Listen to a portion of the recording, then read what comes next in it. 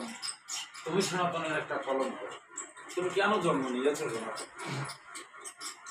তুমি এত ভয় করো কেন? ভয়কেও তোমাকে জয় করতে হবে। তিন ঘৃণা ভয়, এই তিন থাকতে কৃষ্ণ ভজন নয়। তাহলে আমাদের সেগুলা জয় করতে হবে, জয় করতে হবে। জয় না করলে কিন্তু হবে না। তাহলে আমরা এমন একটা গ্রন্থ আমরা পেয়েছি, যে গ্রন্থের একটা শ্লোক পাঠ করে আমরা একটা অনুষ্ঠান পাড়ি দিতে পারি, আর কিছু না করলেও চলবে।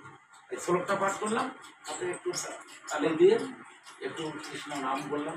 নাম কিন্তু লাগবেই, অগ্রগামী নাম ছাড়া কিন্তু এই যে গীতা ধরা লাগে মঙ্গলাচরণ হলো, নাম করা লাগলো, মন্ত্র জপ করা লাগলো, আসমন করা লাগলো। ওম গঙ্গের যমুনার চৈব গোদাবরী সরস্বতী নর্মদে সিন্ধু কাবেরী জলে ভস্মীর জন্য দিন করু। হ্যাঁ, এগুলোর মধ্যে এগুলো বলো তো, এগুলো কি?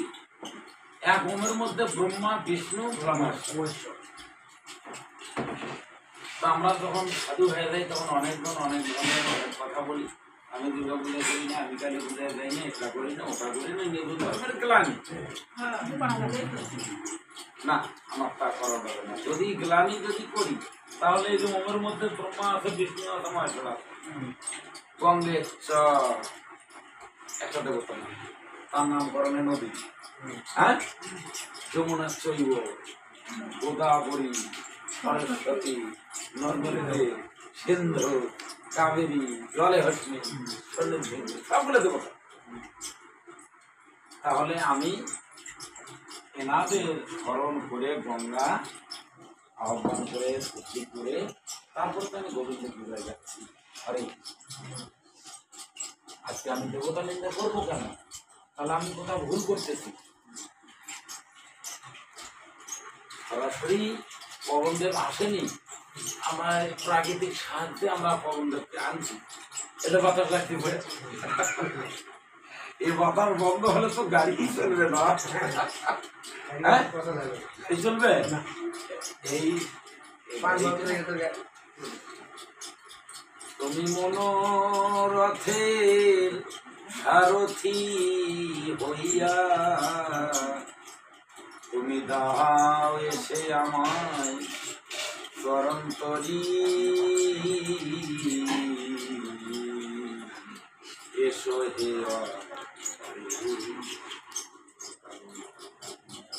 তুমি, এসো হে পারে। ভগবান ছাড়া কে তোমাকে পাঠ করবে? হ্যাঁ, কাকে স্মরণ করছি আমি? আমাকে স্মরণ করতে হবে। তুমি মনোরথের, আমার এই দেবখানে একখানা রথ, এই মনোরথের সারথি হয়ে হে কৃষ্ণ তুমি দাও এসে আমার চরণ করি। তুমি যে আমার এই অপারের কান্ডারি, এ ভবনন্দন পার একমাত্র তুমি করবে। এ কামনা বাসনা, এই মায়াজাল থেকে তুমি আমাকে কেটে বের করবে। তার জন্য আমার সব গুরুদেবের প্রয়োজন। তাই না? ভগবান তো গ্রন্থ দিয়েছে,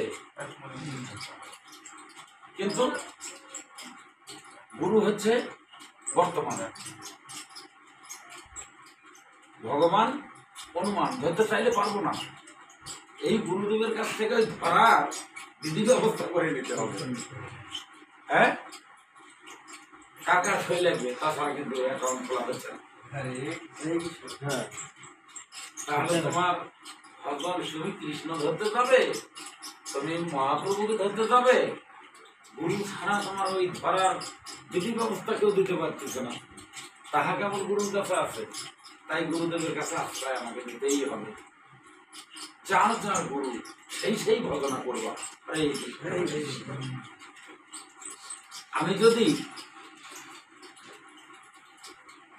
আমি যতটুকু শুনলাম, হিরেনের গুরুর প্রতিমূর্তি তো পেলাম না, তোমার ঘরে বসে থাকতে হবে, কিন্তু তোমার গুরুদেবের মূর্তিতে থাকার কথা ছিল, তা পেলাম না।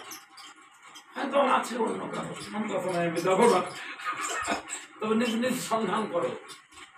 না হলে আমার গুরুতে আমার আত্মসমর্পণ কি করতে হবে?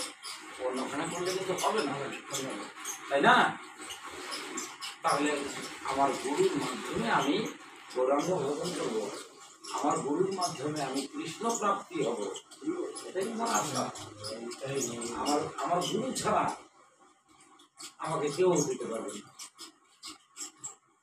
এই যে এখন তো আমার অন্যদিকে আলোচনা করতে হয়।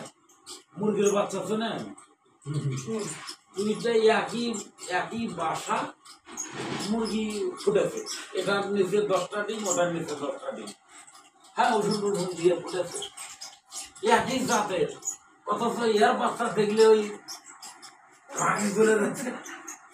তাহলে কারো জনগোষ্ঠী কেউ দেখতে পাচ্ছে না, তাই না?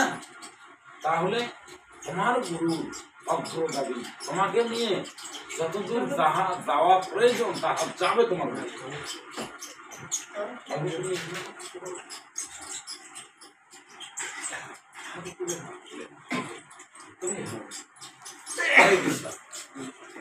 তাহলে আমরা নিজ নিজ গুরুদেবের অনুগত আমাকে হতেই হবে।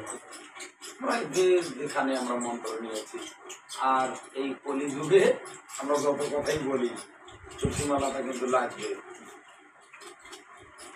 একাদশী কিন্তু লাগবে, একাদশী করতে হবে, কোনো সার নাই।